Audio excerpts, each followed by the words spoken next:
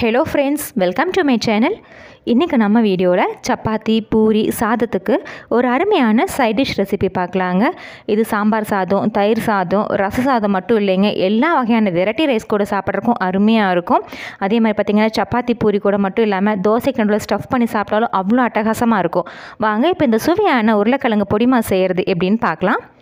உருளைக்கிழங்கு பொடிமா செய்கிறதுக்காக எனக்கு 1/4 கிலோ விட கொஞ்சம் அதிகமாக உருளைக்கிழங்கு எடுத்து ஒரு 4 விசில் விட்டு வேக வச்சு தோல் உரித்து எடுத்து வச்சுருக்கீங்க. இது பொடியாக மசிச்சு எடுத்து வச்சுக்கலாம்.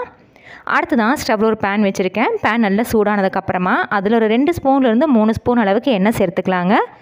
எண்ணெய் நல்லா சூடானதுக்கப்புறமா அதில் ஒரு 1/4 டேபிள் ஸ்பூன் அளவுக்கு கடுகு சேர்த்துக்கலாம். கடுகு நல்லா பொரிஞ்சதுக்கப்புறமா 1 டேபிள் ஸ்பூன் அளவுக்கு உளுந்து சேர்த்துக்கலாங்க.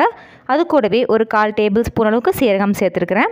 நம்ம சேர்த்துருக்கிற உளுந்தும் சீரகமும் நல்லா வறுப்பட்டு வந்ததுக்கப்புறமா ஒரு நல்ல பெரிய சைஸ் பெரிய வெங்காயமும் ஒன்று எடுத்து பொடியாக கட் பண்ணி சேர்த்துருக்கேங்க. அது கூட ஒரே ஒரு பச்சை மிளகாய் ரவுண்டாக கட் பண்ணி சேர்த்துருக்குறேன்.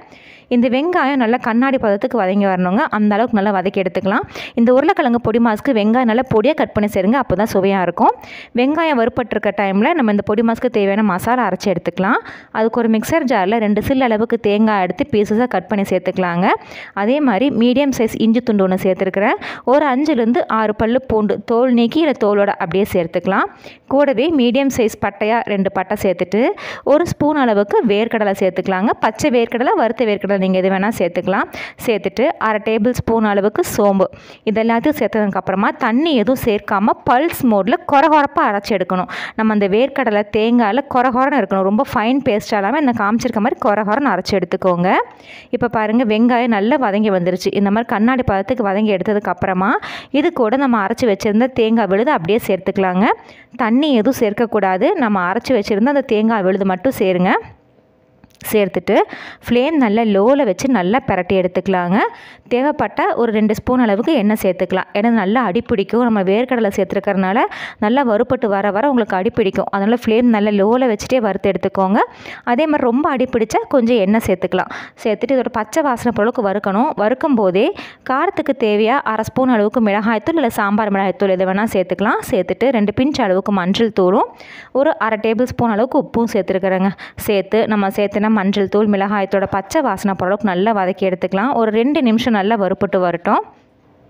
இந்த மாதிரி 2 நிமிஷம் நல்லா பிரட்டி எடுத்ததுக்கப்புறம் பார்த்திங்கன்னா நம்ம சேர்த்துன தேங்காய் வேர்க்கடலையோட பச்சை வாசனை போய் நல்ல வறுப்பட்ட மனம் வரும். அந்த அளவுக்கு நல்லா வறுத்து எடுத்துக்கணுங்க. வறுப்பட்ட மனம் வர ஆரம்பிக்கிற டைமில் நம்ம ஏற்கனவே வேக வச்சு பொடிச்சு வச்சுருந்த உருளைக்கிழங்கு இது கூட சேர்த்துக்கலாம். சேர்த்துட்டு இந்த உருளைக்கிழங்குக்கு தேவையான அளவு உப்பு சேர்த்துக்கலாங்க. நம்ம ஏற்கனவே இந்த தேங்காய் மசாலாவுக்கு உப்பு சேர்த்துருக்குறோம். இந்த உருளைக்கிழங்குக்கு தேவையான அளவு உப்பு சேர்த்துட்டு நல்லா கிளறி விட்டு எடுத்துக்கலாங்க. நம்ம ஏற்கனவே வறுத்து வச்சுருந்த மசாலா கூட இந்த உருளைக்கிழங்கு நல்லா கலந்துடணும். அந்தளவுக்கு நல்லா கலந்து விட்டு எடுத்துக்கலாம்.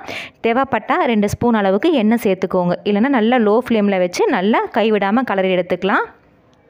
பாருங்கள், நம்ம சேர்த்துன மசாலாவும் உருளைக்கிழங்கும் எல்லாம் ஒன்றோட ஒன்று நல்லா கலந்துருச்சு. இந்த மாதிரி கலந்ததுக்கப்புறமா ஃப்ளேம் நல்லா லோவில் வச்சுட்டு இதுக்கு ஒரு மூடி போட்டு ஒரு 5 நிமிஷம் அப்படியே விட்டுடலாங்க. ஃப்ளேம் நல்லா லோலியே இருக்கணும், இல்லைன்னா அடி பிடிச்சிரும். நல்லா லோவில் வச்சுட்டு ஒரு 5 நிமிஷம் மூடி போட்டு வச்சிடலாம். 5 நிமிஷம் கழித்து பார்க்கலாம். இப்போ ஒரு 5 நிமிஷம் ஆயிடுச்சுங்க. பாருங்கள், அந்த பேன் திறக்கும் போது அவ்வளோ மணமாக இருக்கும். நம்ம சேர்த்துன அந்த சோம்பு தேங்காய் எல்லாம் அப்படியே மணக்க மணக்க சூப்பராக உருளைக்கிழங்கு பொடி மாஸ் ரெடி ஆகிருக்கும். இதுக்கு மேலே பொடி நறுக்க மல்லி இலை தூவி இறக்குனீங்கன்னா சப்பாத்தி பூரி சாதத்தோட சாப்பிட்றதுக்கு அட்டகாசமாக இருக்குங்க. ஃப்ரெண்ட்ஸ், நீங்களும் இந்த சுவையான உருளைக்கிழங்கு பொடி மாஸ் ரெசிபியை ட்ரை பண்ணி பாருங்கள். ட்ரை பண்ணி பார்த்துட்டு உங்கள் கமெண்ட்ஸுங்களை சொல்லுங்கள். உங்களுக்கு இந்த வீடியோ பிடிச்சிருந்துச்சுன்னா மறக்காமல் நம்ம சேனலுக்கு சப்ஸ்கிரைப் பண்ணுங்கள், லைக் பண்ணுங்கள், ஷேர் பண்ணுங்கள். தேங்க்யூ.